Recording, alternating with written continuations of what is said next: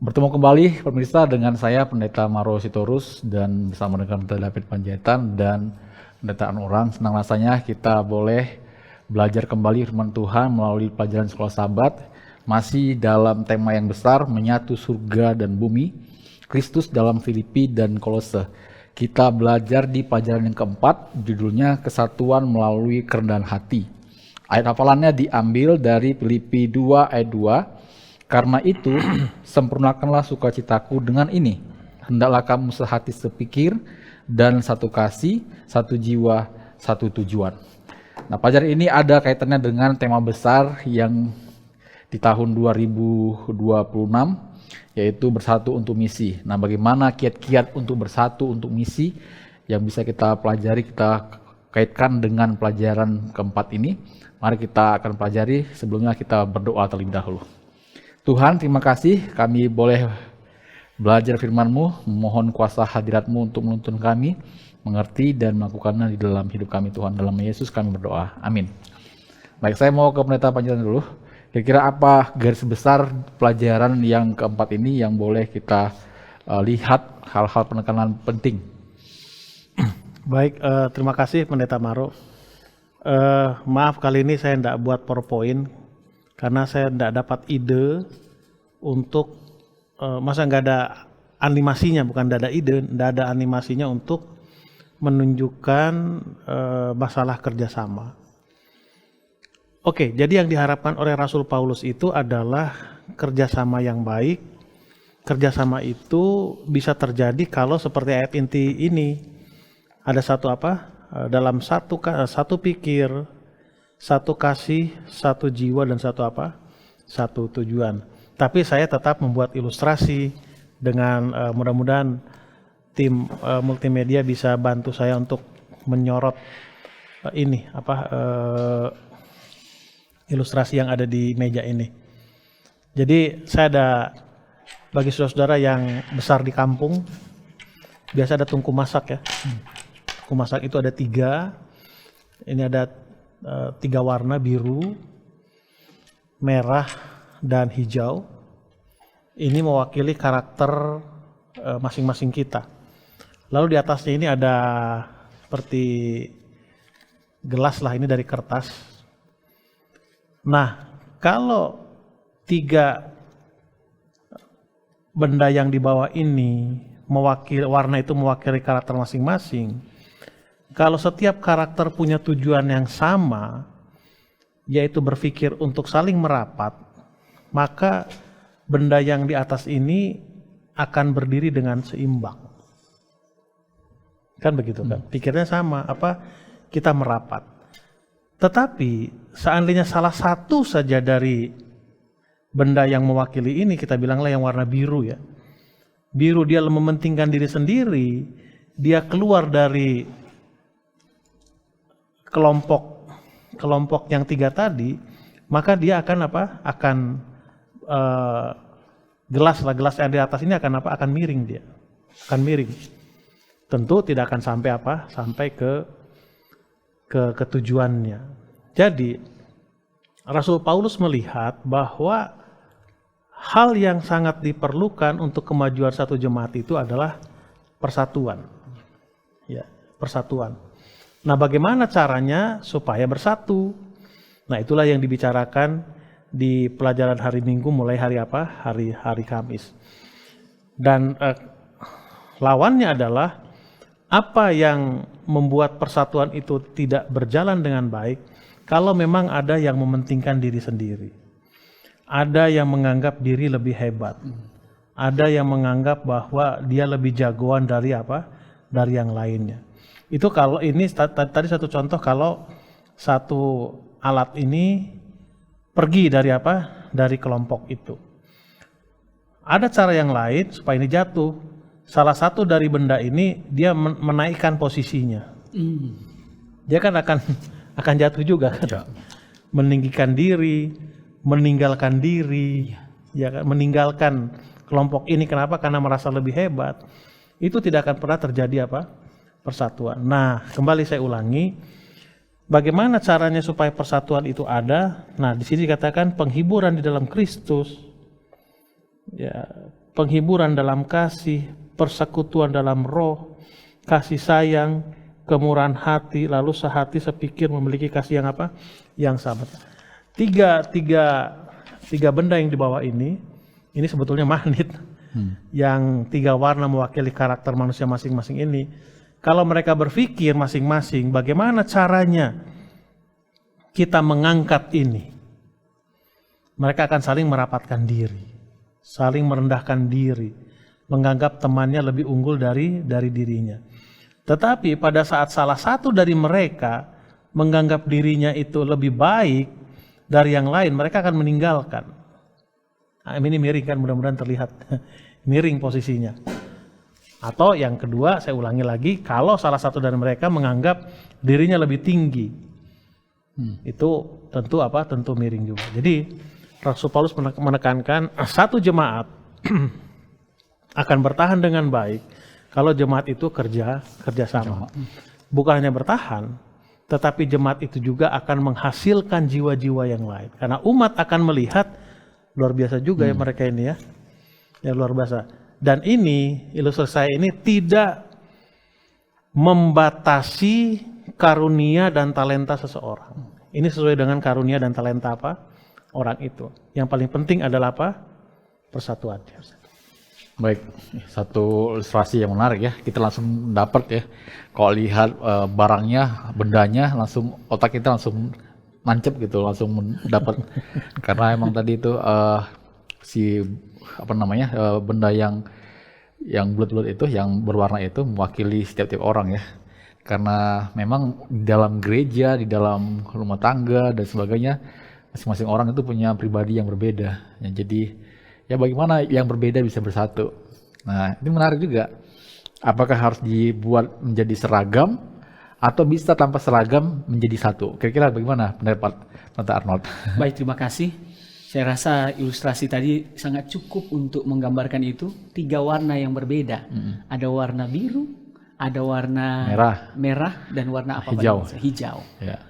Itu ketiga ini mewakili, seperti Pendeta David katakan, mewakili setiap anggota yang memiliki karunia yang berbeda, memiliki talenta yang berbeda, memiliki kemampuan yang berbeda. Tapi ketika mereka bersatu, maka ini akan jalan misi ini. Oke. Nah, saya tertarik dengan poin penekanan yang ditekankan oleh Pendeta David tadi. Bagaimana supaya yang bersatu ini dan apa halangan-halangan sehingga tidak bisa bersatu? Itu dia. Ya, salah satu tadi bilang sudah mulai menganggap diri lebih tinggi daripada orang lain. Atau bisa jadi menganggap terlalu rendah diri saya sehingga saya tidak mau join di situ. Itu juga bisa juga. Kayaknya bukan komunitas saya ini. Mereka terlalu elit. Nah, ini masalah-masalah ini yang harus diperhatikan oleh jemaat dalam hal ini. Ada anggota jemaat yang memang mental tidak seperti yang pada umumnya.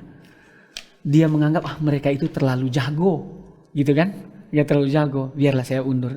Bisa jadi walaupun mungkin pengaruhnya kecil, tetap ada pengaruh, timbang tetap, itu dia. Jadi unity ini yang harus memang dipertahankan.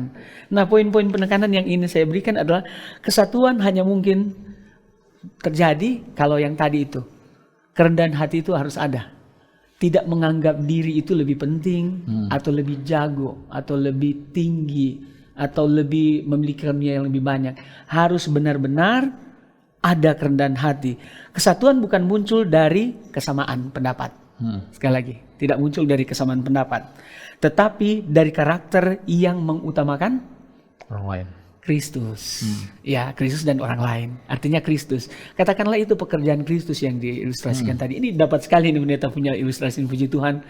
Saya boleh berikan julukan The Man of Illustration, ini luar biasa. Man of Parable ini luar biasa. Itu pekerjaan Kristus yang di atas itu. Kalau seandainya kita berbeda-beda, bukan? Tapi bisa bersatu. Kemudian sehati sepikir berarti memiliki fokus yang sama. Itulah fokus. Fokus yang sama itu yang di atas itu. Fokus kita adalah misi.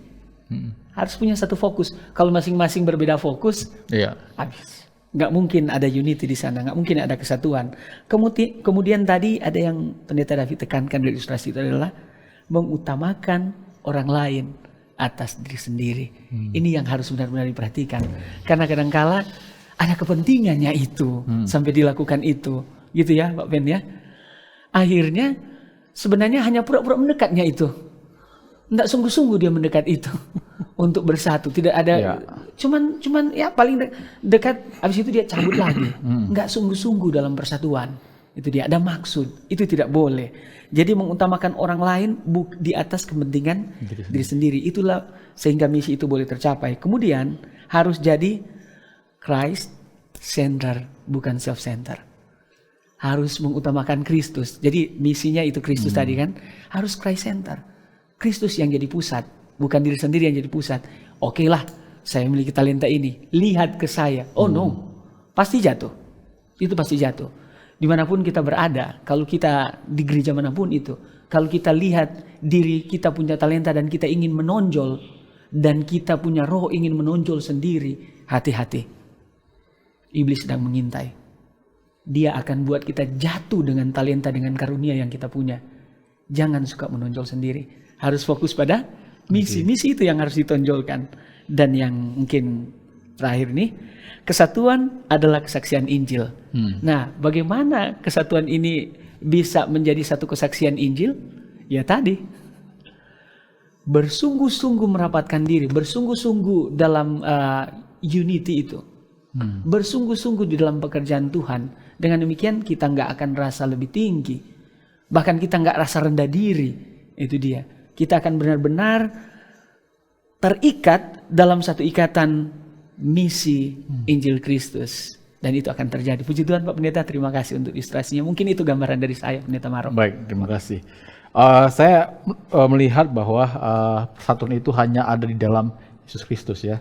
Kita manusia ini kan selalu ingin, ego itu masih ada. Kita lahir, kita sudah membawa ego dan masing-masing kita bertumbuh dengan ego. Jadi bagaimana hati ini bisa, hatinya Kristus bisa menjadi hati kita? Kira-kira bagaimana pendapat Pendeta David? Ya, The mind of Christ. The mind of Christ.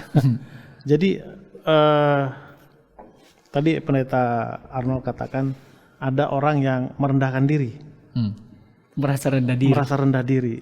Bagi saya, yang merasa mampu dan merasa tidak mampu itu sama. Sama. Di mana samanya? Senternya adalah I am. Iya. Kan itu kan. Jadi kalau senternya itu adalah Yesus Kristus, kalau dia mampu, mereka sadar bahwa yang memampukan itu adalah Yesus Kristus. That's right. Bagi mereka yang tidak mampu, mereka akan mengerti bahwa yang akan memampukan mereka adalah Yesus Kristus. Makanya dalam pemilihan pegawai jemaat contohnya, saya sering katakan, yang Tuhan mau itu bukan siapa yang mampu, tapi siapa yang mampu, yang mau. Karena bagi Tuhan, ambisi dengan menolak adalah sama. Sentralnya adalah aku bisa, aku tidak bisa. Sedangkan persatuan ada contoh kayak ini kan, aku bisa. Pada saat orang mengaku aku bisa, yang lain akan mengatakan aku tidak bisa. Iya. Tapi kalau dikatakan aku bisa karena Kristus, kamu tidak bisa dan akan dimampukan oleh Kristus, semua akan bertemu di mana? Di Kristus. Balance. Ya, bertemu di mana? Di Kristus. Itulah yang diartikan bahwa bersatu dalam pikiran siapa? Pikiran Kristus. Kenapa? Kristus datang untuk memampukan orang lain.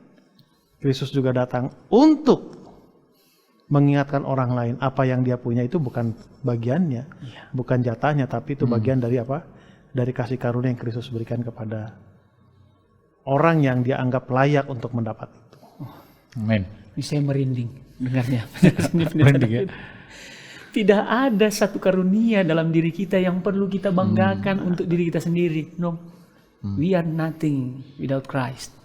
Ya, Itu ya. dia. Puji Tuhan Pak Pendeta. Baik, mungkin itu closing statement kali ya. Kita bukan apa-apa tanpa Kristus. Jadi yang menyatukan itu adalah Kristus dan membuat kita berubah menjadi satu adalah Kristus. Jadi doa kita adalah bagaimana Kristus akan mengubah hati kita ya.